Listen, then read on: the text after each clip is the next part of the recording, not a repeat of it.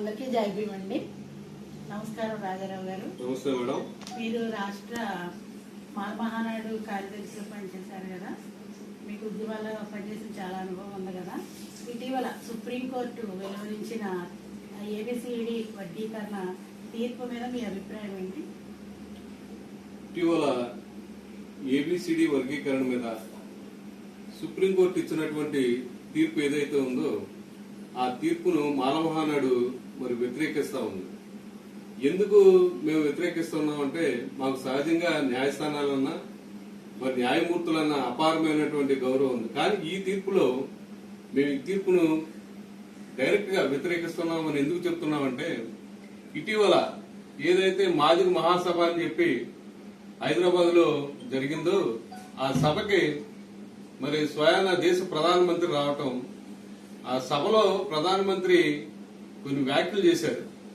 ఈ ఏబిసిడి వర్గీకరణ మీద మరి రాష్ట్రాల యొక్క అభిప్రాయం కోరతామని చెప్పేసి స్వయాన ప్రధానమంత్రి గారు చెప్పారు.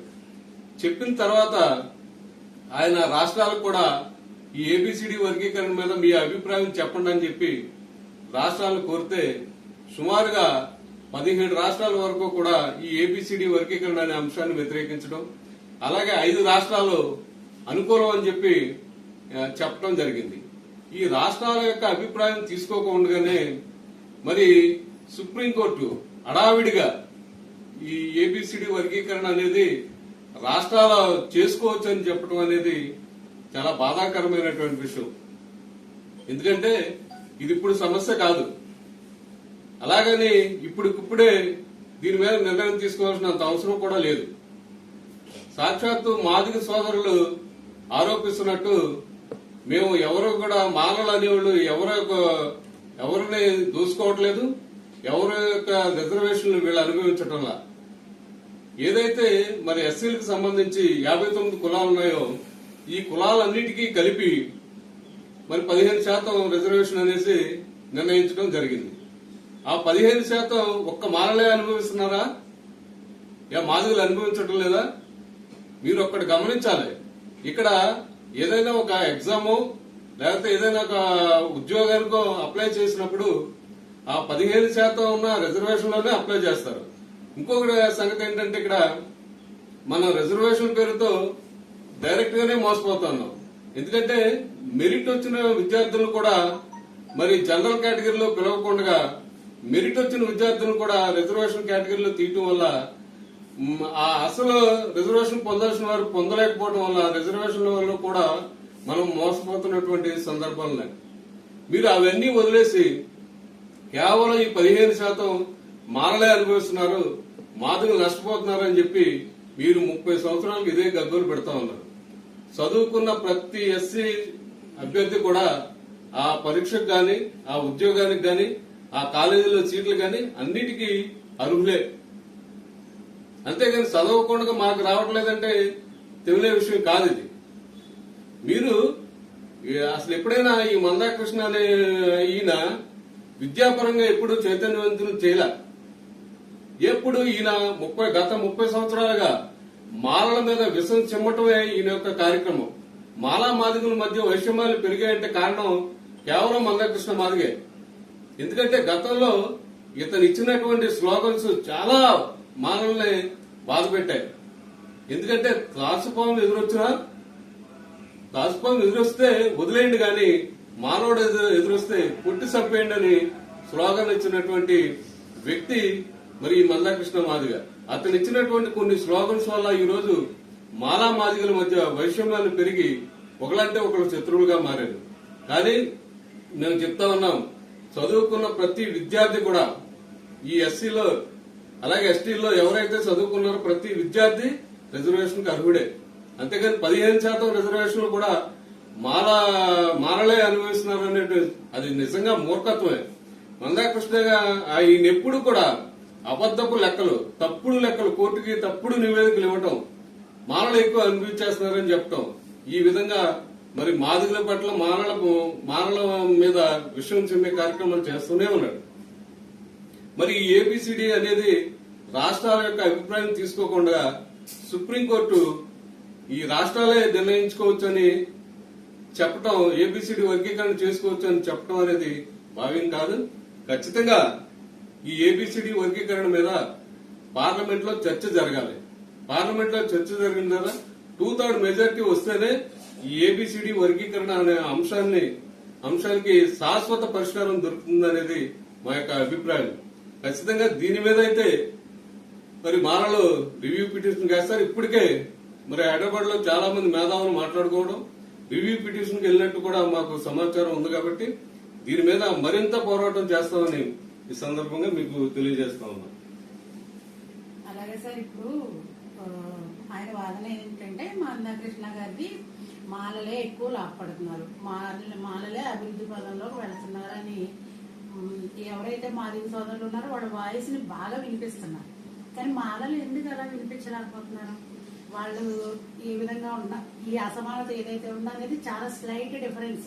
మాలలకి మాదిగలకి ఉన్న రిజర్వేషన్ లో 1% తేడా అనేది మనకు తెలిసిన విషయమే. కానీ ఆ 1% వాళ్ళు భూతత్వంలో చూపించుకుంటారు. కానీ మాలలు మరి ఎందుకు వీళ్ళు వాయిస్ వినిపించలేకపోతున్నారు అంటున్నారు? లేదు మేడం, గతంలో 96-97లో ఈయన ఎప్పుడైతే ఈ వర్గీకరణ అంశాన్ని మరి తెర మీదకు తెచ్చాడో మందాకృష్ణ మాదిగ, అప్పుడు ఆంధ్రప్రదేశ్, ఉమ్మడి ఆంధ్రప్రదేశ్ లో చంద్రబాబు నాయుడు గారు మరి ఏబిసిడి వర్గీకరణ అనే అంశాన్ని ఈయన ప్రవేశపెట్టడం జరిగింది. అప్పుడు మీరు చూడండి, లెక్కలు చూడండి, ఆయన చెప్పినట్టుగా ఈ ఏబిసిడి వర్గీకరణ అంటే 4 ఎస్సీలని 4 భాగాలుగా ఏబిసిడి ఈ విధంగా 4 భాగాలుగా విభజించాడు. విభజించి గ్రూప్ ఏలో రెల్లి, అలాగే 12 ఉపకులాలు, వీరిని గ్రూప్ ఏగా విభజించారు.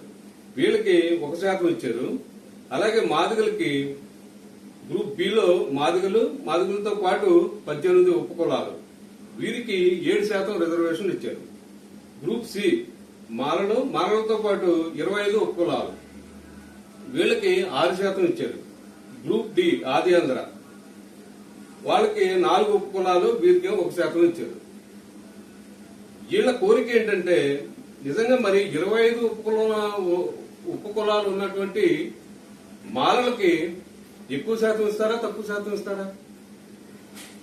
నిజంగా ఉమ్మడి ఆంధ్రప్రదేశ్ లో కూడా తెలంగాణ వైపు మాదిగలు ఎక్కువ ఉండొచ్చేమో గానీ ఆంధ్రప్రదేశ్ లో మాలలే ఎక్కువ. ఈ యొక్క జనాభా లెక్కలు, తప్పుడు లెక్కలు కోర్టుకి ధృవీకరించడం జరిగింది తప్ప వాస్తవంగా అయితే మాలలే ఎక్కువ ఉంటారు. మరి వాళ్ళకి 6% ఇచ్చి, అంటే 25 ఉపకులాలు ఉన్నటువంటి మాలలకి 6% ఇచ్చి, మరి 18 ఉపకులాలు ఉన్నటువంటి మాదిగలకి 7% ఇవ్వటండి. ఖచ్చితంగా 15 ఎస్సీలకి ఏదైతే 15% రిజర్వేషన్ ఉందో, ఈ రిజర్వేషన్ లో ఎవరైతే చదువుకున్నారో వాళ్ళే అనుభవిస్తారు. వాళ్ళు ఎవరైతే మెరిట్ లో వస్తారో, లేకపోతే ఆ ప్రభుత్వం ఏదైతే కటాఫ్ పెడుతుందో వాళ్ళు ఖచ్చితంగా రిజర్వేషన్ వర్తింపజేస్తారు. అంటే ఒక్క మాలలే చదువుకుంటారా? మాదిగలు చదవరా? మాదిగలో ఉన్నటువంటి ఉపకులాలు చదవరా? మరి డిలో ఉన్నటువంటి ఉపకులాలు చదవరా? ఏలో ఉన్నటువంటి ఉపకులాలు చదవరా? ఒక్క మాలలే చదువుతారా? వీళ్ళ అపోహ అంతే. అందరూ మా మాదిగలు పెద్ద పెద్ద ఉద్యోగస్తులు లేరా? ఐఏఎస్ఎల్ లేరా? ఐపీఎస్ఎల్ లేరా? ఓల్డ్ మంది ఉన్నారు. కేవలం ఏంటంటే అది పూసి.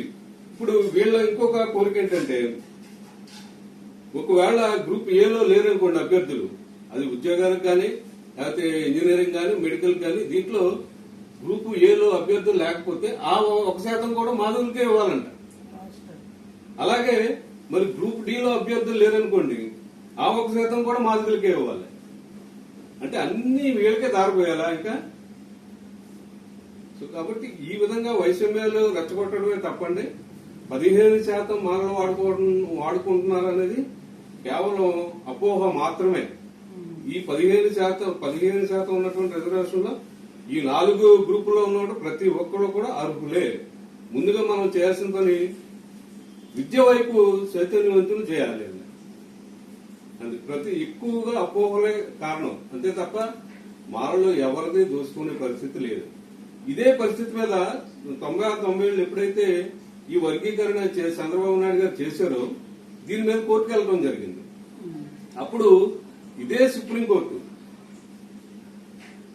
పరిశీలన చేసి ఏబిసిడి వర్గీకరణ చేయటం అనేది రాష్ట్రాలకు హక్కు లేదు అని ఈ ఏబిసిడి వర్గీకరణ బిల్లును కొట్టివేయడం జరిగింది. మరి 2004లో ఇదే కేసును కొట్టేసినటువంటి సుప్రీంకోర్టు, అంటే అప్పుడు 5 ధర్మాసనం, మరి ఇప్పుడు 2024 వచ్చేటప్పటికి 7 ధర్మాసనంతో కూడినటువంటి ఈ సుప్రీంకోర్టు ఇదే తీర్పును ఏ విధంగా సమర్థించింది చెప్పండి. అప్పుడు కాదన్నారు, ఇప్పుడు అవునంటారా మీరు? మేమైతే ఖచ్చితంగా ఈ ఏబిసిడి వర్గీకరణ అనే అంశం మీద, ఈ బిల్లు మీద పార్లమెంట్ లో చర్చ జరగాలి. ఏదైనా ఇప్పుడు 341 ఆర్టికల్ ఏం చెప్తుంది? ఏదైనా ఒక కులాన్ని లేకపోతే ఏదైనా ఒక వర్గాన్ని గాని ఎస్సీలో చేర్చాలన్నా, ఎస్సీ జాబితాలో చేర్చాలన్నా, లేకపోతే తీసివేయాలన్నా 341 ఆర్టికల్ ద్వారా పార్లమెంట్ ద్వారానే జరగాలి. మేము కూడా అదే కోరుకుంటున్నాం. దీనికి ఒక శాశ్వత పరిష్కారం కావాలి అంటే పార్లమెంట్ లో బిల్ పాస్ అవ్వాలి. ఇటీవల కేంద్ర ప్రభుత్వం చెప్పినట్టుగా మళ్ళీ అన్ని రాష్ట్రాలకి కూడా ఈ ఏబిసిడి వర్గీకరణ మీద మీ యొక్క అభిప్రాయం చెప్పండి అని చెప్పి చెప్పినప్పుడు దాదాపుగా 13 నుంచి 17 రాష్ట్రాలు వ్యతిరేకించాయి. మరి 5 రాష్ట్రాలే అనుకూలంగా ఉన్నాయి.